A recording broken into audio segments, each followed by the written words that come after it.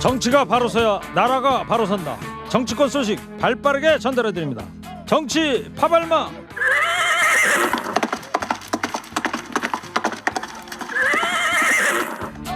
지치지 않는 땡볼 봉보로봉봉 봉봉봉. 이분은 지치지 않습니다. 최진봉 성공회대 교수입니다. 어서 오세요. 네, 안녕하십니까, 최진봉입니다. 시사평론계 루이 암스트롱. 서정욱 변호사입니다. 어서 오세요. 예, 안녕하세요. 예. 자, 내일 이제 20대 대통령 취임식인데 두 분 뭐 진보 보수 아우르는 셀럽이신데 초대는 아직 안 받았습니까? 저한테는 초청장이 안 왔습니다. 연락도 안 왔어요? 없고요. 네. 네, 연락도 없었고. 또 그 뭐야, 본인과 생각이 다르더라도 초청장도 보내고 이러는 게 좋지 않겠습니까? 서정욱 변호사님. 저는 초청을 받았는데 예. 내일 그 방송일 2시간 반 동안 취임식 방송하기 때문에 못 간다고 했습니다. 이게 역시 거부했습니까? 보수의 셀럽이십니다. 네, 알겠어요. 자, 오늘 오전부터 이제 한동훈 법무장관 후보자 인사청문회가 열리고 있습니다. 2시부터 이제 다시 속개가 됐는데요. 오전의 상황이 어떤 분위기였는지 잠깐 좀 들어보겠습니다. 최근 소위 검수완박 법안이 국회를 통과하여 시행을 앞두고 있어서 국민적 우려가 큰 상황입니다. 이 법안은 부패한 정치인과 공직자의 처벌을 어렵게 하고 그 과정에서 국민이 보게 될 피해가 너무나 명확합니다. 인사말에 검수완박이라는 용어를 굳이 쓰신 거는 싸우겠다는 거죠. 수사 기소 분리 법안으로 내부적으로 정리가 돼서 법이 통과된 거예요. 이걸 굳이 검수완박 운운하는 것은 정치적인 싸움을 하겠다는 건데 국회를 너무 무시하는 거 아닙니까? 케냐에 사는 아예 대필 작가가 내가 했다라는 정황이 나왔습니다. 외부의 조력을 받지 않았다라고 한 이 해명은 거짓말을 한 해명이 아닌가라는 생각이 듭니다. 네. 자, 오전에는 10시부터 12시까지 2시간 동안 모두 발언, 의사일정 발언 이거 하느라고 본 청문회는 시작도 안 했는데 이제 2시부터 속개가 돼서 화면엔 보이고 있습니다만 예. 오전 상황만 일단 정리를 해보자고요. 예. 자, 모두 발언 놓고 이제 시작부터 한동훈 후보자 또 김정민 의원, 김남국 의원 발언이 잇따라 이제 들려왔어요. 최 교수님이 좀 예. 상황 좀 설명을 좀 그러니까 해주시죠. 지금 아까 우리가 들었던 그 싱크인데요. 검수완박이라고 이제 그 검경 수사권 조정, 그러니까 검찰 수사권 폐지 문제 법안이죠. 형사소송법하고 검찰청법 그 개정안에 대해서 검수완박이라는 표현을 썼어요. 그랬더니 이제 그거에 대해서 민주당 의원들이 완전 박살이 아니다. 서정훈 변호사 무슨 책이라죠. 어쨌든 그래가지고 거기에 대해서 비판을 했고요. 그러다 보니까 서로 고성이 오간 것 같습니다. 네. 자, 서정욱 변호사 얘기해 보시죠. 지금 이게 김종민 의원이 진짜 싸우자는 겁니까? 말도 안 되는 걸로 싸움을 걸잖아요. 검수완박이라는 표현은요. 뭐 모든 언론들 대부분의 국민들이 쓰는 표현입니다. 그리고 이제 검수완박이 되면 부패한 공직자는 천국이고 피해를 보는 선량한 국민은 지옥입니다. 이걸 지적한 거예요. 그런데 검수완박 표현 가지고 싸우자는 오히려 저는 역으로 김종민 의원이 쓸데없이 싸움을 거는 거다 봅니다. 근데 이것도 언론마다 좀 표현하는 건 다르긴 달라요. 네. 검수완박이라고 하는 데도 있고 수사 기소 분리다 아니면 뭐 검찰 개혁이다 이런 표현들도 쓰지 않습니까? 그리고 자료 제출 문제로도 이제 여야가 충돌을 했어요. 서정욱 변호사님. 자료 제출 이거 저는 민주당이 본인들이 한번 되돌아봤으면 좋겠어요. 그때 추미애 박범계 장관도 청문회 했잖아요. 그때 뭐랬냐면 이게 그 자료 제출은 후보한테 요구하는 게 아니고 기관에 요구하는 거다. 따라서 요구하지 마라. 이렇게 발언한 민주당 의원도 있었습니다. 그 당시에. 따라서 저는 본인들이 낸 것보다는 훨씬 더 냈거든요. 박범계 장관이 아들 문제나 이런 데 자료 낸 게 있습니까? 없잖아요. 그다음에 한덕수 총리도 자료를 2~3배 더 요구해 냈거든요. 한동훈 후보자도 이게 1000페이지나 되는 답을 써냈습니다. 따라서 지금 추미애 박범계 장관보다는 훨씬 많이 냈는데 자꾸 이게 물고 늘어지는 이게 저는 뭐 터집잡기 아닌가 싶습니다. 네. 최진봉 교수님, 서정욱 변호사 한 얘기가 맞는 겁니까? 팩트가 어떻게 되는 거예요? 팩트가 틀리죠. 그러니까 지금 뭐 답을 써가지고 본인이 답쓴 걸 내라는 게 아니고 지금 여러 가지 그 뭐 딸 관련된 의혹이나 이런 또 본인 그 어머님이 이제 집을 편법 증여했다는 지금 의혹 있지 않습니까? 이런 부분에 대해서 그리고 이제 부인 관련해서도 사실은 이제 위장전입 문제가 논란이 되고 있는 상황이고요. 이런 부분들에 대해서 얘기를 하라는 그런 증거를 내라는 거지 본인이 답 쓰는 거야. 누구든지 다 답 쓰죠 후보자들은. 근데 그 자료를 안 냈다는 거예요. 그걸 검증을 하려면 그 당시 어떻게 집이 또 그리고 어제 KBS 보도를 보면 소위 그 당시에 딱지라고 하잖아요. 그거 관련된 자료 내라는데 자료를 제출 안 하기 때문에 자료를 봐야 이게 정말 그때 불법인지 아닌지를 알 거 아니겠습니까? 그런 부분에 대한 자료를 제대로 제출하지 않고 있는 거죠. 그래요. 자, 오후부터는 이제 본격적으로 지금 시작은 됐는데 아무래도 딸의 스펙 쌓기 관련 의혹이 최대 쟁점이 되지 않을까 싶은데요. 네, 맞습니다. 지금 말씀하시는 그게 아마 최대 쟁점이 될 것 같아요. 지금 논란이 되고 있는 것은 딸이 이제 여러 가지 논문을 써서 제출한 것도 논란이 돼요. 왜냐하면 그게 이제 약탈적 보통 우리가 학술지라고 얘기하거든요. 그러니까 돈을 받고 그냥 제대로 검증 안 하고 실어주는. 그래서 예전에 뭐 연구자들이나 대학 교수들도 이것 때문에 엄청나게 이제 막 비난을 받고 이랬거든요. 그 학술지에 지금 글이 실린 건데 한동훈 후보자 입장은 뭐냐면 아니 돈 주고 실었다. 그리고 대학 입시에 쓰지도 않았지 않냐. 그게 뭐가 문제냐. 그럼 왜 실었죠 거기다가? 좀 이해가 안 돼요. 고등학생이 왜 그러면 그 논문집이라고 하는 것은 논문이 아니라고 또 한동훈 후보자 측에서는 얘기를 하시는데 거기에 그럼 실린 글들이 다 논문이 아닙니까? 다른 사람들은? 자, 여기에 대해서 서정욱 변호사 반론 좀 있으십니까? 지금 이게 그 논문이라는 거요. 논문하고 이게 우리가 에세이는 좀 구별해야 됩니다. 이게 학교 과제입니다. 국제학교 있잖아요. 그 따님이 국제학교 다니거든요. 국제학교는 이게 수업을 우리나라하고는 좀 방식이 틀려요. 이 말은 이게 주제별로 과제 리포트처럼 3-4장 써내게 하잖아요. 이런 자료를 가지고 마치 이게 조국 장관 딸은 그때는 완전히 그 학술 논문 아니었습니까? 거기 제일 저자로 들어갔잖아요. 그거는 진짜 연구자들이 쓴 논문에 고등학생의 일저자로 이게 잘못된 거고요. 이번에 쓴 거는 학교 수업 자료로 리포트 수준. 이걸 가지고 마치 이게 뭐 논문을 한 것처럼 이렇게 조국 장관 딸과 비교하는 건 저는 잘못이 있다고 봅니다. 그러니까 그 리포트를 왜 학술지에 쓰냐고요. 그러니까 말씀하신 것처럼 학교에 제출하면 끝이잖아요. 학교에 제출했잖아요. 리포트를. 그럼 평가를 받고 점수를 받는 거예요. 근데 그걸 왜 지금 약탈적 학술지라는 그러니까 일반 교수들이나 일반 연구자들도 거기에 글을 실거든요. 네. 그 학술지에 왜 실었냐는 거예요. 그러면 그거는 지금은 뭐 한동훈 후보자가 대학 입시에 쓸 생각이 없었고 그런 계획도 없었다고 얘기하지만 누가 봐도 이거는 그런 계획이 없다면 거기에 굳이 그걸 실릴 이유가 있겠냐는 말씀을 드리는 것이고 그 중에 하나는 또 그 다른 사람이 대피를 했다는 논란이 있어요. 케냐에 사는 벤슨이라는 사람인데 이 사람이 직접 대피를 해줬다고 본인이 확인해 줬잖아요. 그럼 자기가 쓴 것도 아니고 대피를 쓴 것들 대피를 했다고 그러니까 또 해명을 어떻게 했냐면 첨삭만 받았대요. 첨삭이라고 하는 건 전체적으로 자기가 글을 쓰고 몇 자를 고치는 걸 얘기하는 거예요. 근데 그 문서 생성 정보에 보면 물론 뭐 그것도 또 나중에 어떻게 해명을 할지 모르겠지만 그 문서를 만든 사람이 벤슨으로 돼 있어요. 그럼 최초의 문서를 만든 사람이 이 사람일 가능성이 높아진 거 아니겠습니까? 그게 어떻게 첨삭이라고 알겠습니다. 얘기할 수 있습니까? 예. 뭐저 같은 경우에는 논문 같은 걸 제대로 써본 적이 없어가지고 이것도 근데 다 영어로 쓴 거가 아닙니까? 영어로 쓴 거예요. 근데 제가 하나만 더 반박하면요. 우리가 이제 등재지가 있습니다. 저도 교수를 해보면 이게 이제 그 학술 등재지로서 학계에서 인정해주는 잡지가 있고요. 전혀 인정이 안 되는 잡지가 있거든요. 근데 이거는 제가 알기로 이 한동훈 딸이 실은 잡지가 만약에 학계에서 인정해주는 업적으로 이런 공인된 잡지가 아니란 말이에요. 등재지가.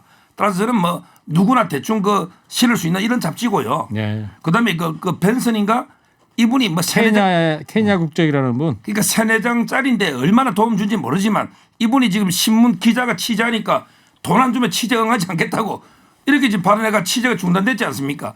이런 분들 발언을 어떻게 100% 다 믿을 수 있습니까? 아니 잘 보세요. 잡지가 아니고 논문집. 교수도 하셨는데 잡지라고 그러시면 안 되고요. 논문집이에요. 논문을 싣는 건 잡지라고 하는 건 언론사에서 만든 그런 잡지를 얘기하는 것이고요.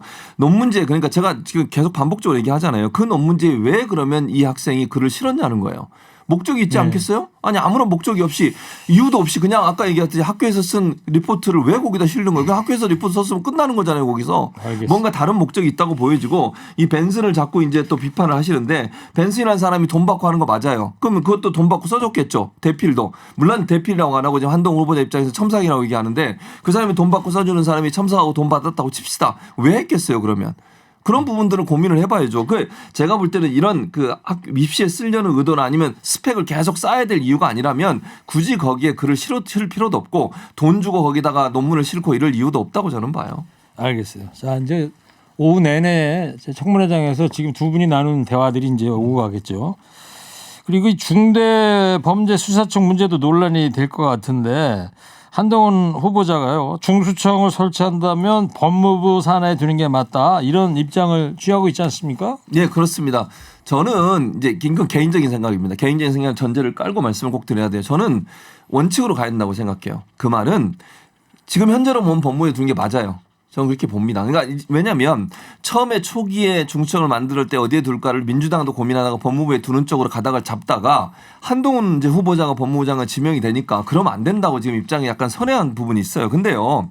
저는 그럼에도 불구하고 원칙을 지켜야 한다고 생각합니다. 물론 한동훈 후보가 법무부 장관 되겠죠. 뭐 아마 제가 볼 땐 그래. 아무리 문제가 있어도 윤석열 당선인이 아마 지명할 것 같은데 임명을 할 것 같은데 그렇게 된다 하더라도 이걸 그래도 어디다 둘 거예요 또 그러면. 그러니까 중대범죄수사청은 법과 관련된 부분이고 이러니까 저는 원칙적으로 가야 된다고 생각해요. 또 앞으로 정권이 또 바뀔 수도 있는 거고 이런 여러 가지 상황을 고려하면 지금 어디다 뒀다가 나중에 또 문제가 될 수도 있어요. 네. 그래서 저는 개인적인 의견입니다. 이거는 뭐 비판하실 수도 있는데 알겠습니다. 원칙을 지키는 게 맞다고 봅니다. 최 교수님 건강이 안 좋으니까 화는 내지 알겠습니다. 마시고. 예. 뭐 혹시 초대장 못 받아서 화나고 그러는 건 그렇습니다. 아닙니까? 저한테 초대장을 안 보내주셔가지고 서정욱 변호사는 어떻게 생각하세요? 예. 저는 이제 중수청은요. 네. 태어나서는 안 되는 기관입니다. 이거는 윤석열 대통령이 거부권 행사해서 중수청을 만들지 말고 다음 총선에서 국민의힘이 이기면 다시 이게 검수완복 검찰 수사권을 완전히 복원시키게 됩니다. 결국에 2년 뒤에 검수완박이 국민의힘이 아니고 다수당이 된다면 다수당이 된다면 이 법을 폐지시켜야 된다. 검찰청법을 바꿔가지고 수사권 몇 단어만 여면 돼요. 저는 중수청은 태어나서는 안 되고 그러면 오히려 수사권을 검찰에 복원시키는 지금처럼 검찰이 모든 수사 기소 다 가는 현재 시스템으로 다시 바꿔놔야 된다. 아니 기소는 분리할 수 있죠. 그러면 공소청 하나 만들면 돼요. 그러면 이게 검찰한테 수사권을 다 주고 10,000명. 공수처는 지금 있잖아요. 아니 공소청, 기소청. 공소청. 기소청은 간단히 만들 수 있잖아요. 알았어요. 10,000명의 인력을 어떻게 합니까? 저는 분리한다면 기소청 만들어라. 이래 보는 거예요. 법학과 교수님 앞에서 제가 어려워요 지금 계속. 그러니까. 예, 법무부 장관 후보자 청문회 하니까 네.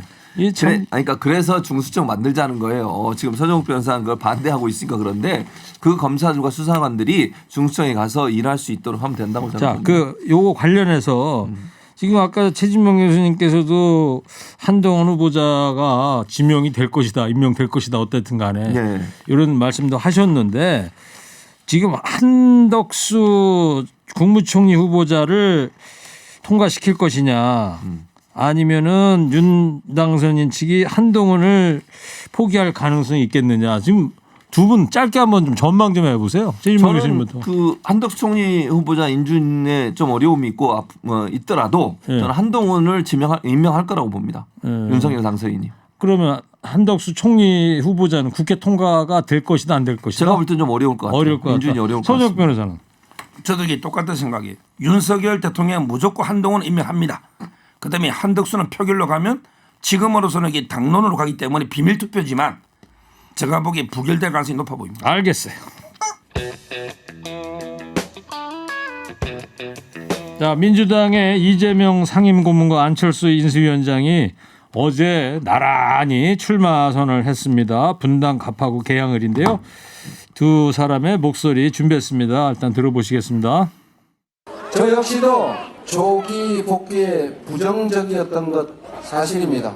저의 출마를 막으려는 국민의힘 측의 과도한 비방과 억지 공격도 결단의 한 요인임을 부정하지 않겠습니다. 분당과 성남 그리고 경기도의 리더십 교체가 반드시 필요합니다. 도민과 시민의 심판을 피해 아무런 연고도 없는 안전한 곳으로 가는 것은 주민에 대한 참담한 배신 행위이자 정치에 대한 무책임의 극치입니다. 네, 두 후보의 아주 결연한 출마의 변을 좀 들어봤는데 인천 계양을에서 계양산이라는 곳에서 이재명 후보가 이제 출마 선언을 했는데 저는 처음 봤어요. 우리 산에서기 출마 선언하는 거. 야, 저는 이게 하나만 딱 비판할게요. 아니 뭐 비판 조금 이따 하시고. 네. 아니 하나만. 네. 조금 이따 하세요. 먼저 하세요 그러면. 예, 전쟁은 상대가 원하지 않는 때에 장소 방법으로 해야 된다. 이랬잖아요. 이거는 이게 제가요 모든 방송에서 2-3달 전부터 이재명은 개항으로 야반 도주한다. 개항에 논다. 이걸 다 예측하고 있어요. 지난주에도 그렇게 예언을 했습니까? 예, 이 저는 자리에서? 모든 방송에서 지난번에 이거 안 다룬지 모르겠는데 제가 유튜브는 그건 증거가 많아요. 아 그래요? 저는 몇 달 전부터 그러면 제대로 마치셨는데 그러니까 왜 비판을 하십니까? 아니 제 말은 이게 국민의힘에서도 다 그렇게 야반도주 할 걸로 전 국민이 다 아는데 이걸 마치 이게 상대가 원치 않는 때 장소로 온 것처럼 너무 이렇게 세상 민심을 몰라도 어떻게 이렇게 모를 수가 있습니까? 그분이 개항으로 도망칠 거 분당에는 지니까 이거 천하 국민이 다 아는 사실 아닙니까? 아니 근데 또 야반도주라뇨. 분당 아니, 갑에는 민주당의 위원장이 있지 않습니까? 김병관 전 있죠. 의원이라고. 김병관 위원장이 있으니까 야반 도주라뇨. 대낮에 갔어요. 대낮에 무슨 야반 도주예요? 말도 안 되는 소리를 하고 있어. 아니 그리고 국민이 다 싫어한다고요? 아니 아니, 다 알고 국민의힘 지지자 그러니까 국민의힘 지지자나 보수는 싫어하시겠죠. 자. 그러나 그날 사람 모이는 거 안 보셨어요? 그러면 최진봉 교수님이 예. 자 이번에는 그 분당갑에 출마 선언한 안철수 위원장부터 비판을 먼저 해보세요. 공평하게. 아니, 저는 뭐 안철수 위원장이 이재명 지금 상임고문 비판할 입장이 아니에요. 본인은 본인의 지역구가 2번이나 국회의원 한 데가 어디예요? 노원이에요. 노원구에서 국회의원 2번이나 했잖아요. 안내 예전에 만들었다고 거기서 분당에서 만들었으니까 거기가 자기 근거지라고 얘기하는 게 말이 됩니까 그게? 안내 사장 그만둔 지가 언젠데요. 주식만 갖고 있고. 그리고 노원에서 국회의원을 했으면 그게 자기 지역구지 어떻게 갑자기 비었다고 이쪽으로 옵니까? 그것도 말이 안 되는 거죠. 누구 똑같아요 제가 볼 때는. 그러니까 어느 지역 가느냐 가지고 문제 삼을 문제가 아니고 이거는 이제 대선급이 돼버렸어요. 안철수 위원장도 이제 뭐 대선 연장제이 된 거죠 한마디로 네, 얘기하면. 알겠습니다. 지금 출마를 한 상태고 저는 심판을 받을 거라 뭐 김병관 전 의원이 이렇게 호락호락하지 않아요. 당연히 당선될 거라고 생각하시면 큰 오산이십니다. 네. 자 대선 2라운드란 말까지 나오면서 관심이 집중되고 있는데요. 두 후보 모두 이겨도 본전이다 이런 말이 나올 정도인데 두 분 어떻게 보십니까? 이번 보궐선거. 저는 이제 그 안철수 후보가요 3개의 승리를 가져올 것 같아요. 3가지의 승리. 3개 승리. 예. 첫째는 이게 분당의 본인 승리, 그다음에 경기도의 김원의 승리, 그다음에 전체 지방선거의 승리, 3대 승리를 겨냥할 것이다. 네. 이렇게 봅니다. 이거 보신다는 거죠? 예측이 돼요. 네. 예. 이게 생각이신 거죠? 예. 어떻게 보세요, 최진봉 저는 교수님? 꼭 딱 반대로 봅니다. 해보세요. 뭐. 반대로 어떻게 하실 건지. 이재명 후보가 예. 지금 말씀하신 것처럼 개항의 승리, 경기도의 승리, 그다음에 지방선거 승리를 보고 올 거다. 왜냐하면 사실은 이재명 상임고문이 출마를 결심하기 전까지만 해도 상당히 불리한 상황에서 선거가 이루어지고 있었어요. 그리고 대통령 그러니까 취임식 컨벤션 효과도 있을 수밖에 없는 상황인데 판을 상당히 많이 흔들어놨어요. 그리고 대선 연장전이 되면 이제 윤석열 대 이재명이라고 하는 구도가 형성될 것이고 그런 상황이라고 하면 지방선거에서 정말 꺼져가던 불과 같은 그 등불을 다시 키워낸 네. 다시 살려낸 그런 아주 중요한 계기가 됐기 때문에 지방선거 할 만한 싸움이 됐다고 보여집니다. 개항을과 관련해서 일각에서는 이재명 저격수로 꼽히는 배우라고 하는 김부선 씨가 출마해야 된다는 얘기도 돌던데 이거 실화입니까? 그러니까 실화는 모르겠어요. 그러니까 이준석 대표는 사실은 실화가 아닌 것처럼 얘기하더라고요. 근데 뭐 저는 뭐 모르겠고요. 그러면 요거는 아무래도 보수의 셀럽이신 서정 변호사가 잘 아실 것 같아요. 그게 어느 모 일간지 김부선 제가 배우가 나옵니까? 모 일간지 제가 이름은 말 안 하겠습니다. 모 일간지 뭐 일면에서 단독 보도해가지고 김부선 이거는요 국민의힘이나 이걸 희화시키는 겁니다. 아니다 이거죠? 전혀 아니고 희화시키는 겁니다. 알겠습니다. 자 오늘 문재인 대통령 퇴임 연설이 있었습니다. 대통령 목소리 준비했습니다. 존경하는 국민 여러분, 대통령으로서 무거운 짐을 내려놓습니다. 그동안 과분한 사랑과 지지로 성원해 주신 국민 여러분께 무한한 감사의 말씀을 드립니다. 나라다운 나라를 요구한 촛불광장의 열망에 우리 정부가 얼마나 부응했는지 숙연한 마음이 됩니다. 대한민국은 세계로부터 인정받고 부러움을 받는 그야말로 위대한 국민의 나라입니다. 다음 정부에서도 성공하는 대한민국의 역사를 계속 이어나가길 기대합니다. 감사합니다. 네, 오늘 10시에 저도 집에서 청와대 본관 1층에 거기서 이 생방송으로 들었는데 두 분 퇴임 연설 어떻게 들었는지 짤막하게 평가를 좀 들어볼게요. 저는 뭐 잘 들었어요. 그러니까 그동안 5년 동안 정말 고생 많으셨고 몸을 상하면서까지 일을 하시면서 힘들게 5년이라는 직무를 잘 마치신 것에 대해서 감사를 드리고 또 대통령 말씀하신 것처럼 기본적으로 우리 그 코로나19를 비롯해 여러 가지 어려운 상황 또 남북 관계도 경색된 관계에서 정권을 받았고 네. 그 과정에서 남북 관계 화해 무드가 물론 뭐 나중에 노딜 때문에 어려움이 있긴 했습니다만 만들어내고 또 코로나도 잘 극복하는 모습을 보여주신 분 그런 부분들은 국제적으로도 인정받을 수 있는 그런 네. 성과가 아니었나 이렇게 생각합니다. 자, 서정욱 변호사도 이제 마지막 날이고 그러니까 좀 부드럽게 좀 평가를 좀 부탁해도 될 것 같아요. 제가 취임사를 다시 한번 면밀하게 헤아려 보니까 5년 전 취임사를 33개 약속해 가지고요. 한 번도 경험해 보지 못한 나쁜 의미로 하나 딱 지켰더라고. 33개 그러면 이게 반성을 해야지. 끝까지 자화자찬하고요. 그다음에 코로나 있죠. 어제까지 통계가 1746만이 그렇더라고요. 전 국민이 코로나 다 걸려 가지고 지금 집단 면역이 오는데 코로나를 잘했다? 네. 이 말이 됩니까? 뭐 칭찬할 건 하나도 이것 보세요. 생각나실 거 없나요? 자, 제가 얘기할 수밖에 없어요. 코로나를 잘 못했다고요? 코로나 처음 들어왔을 때 우리나라에서 얼마나 잘 방어해서 국제적 기준이 돼 국제적으로 칭찬을 받았습니까?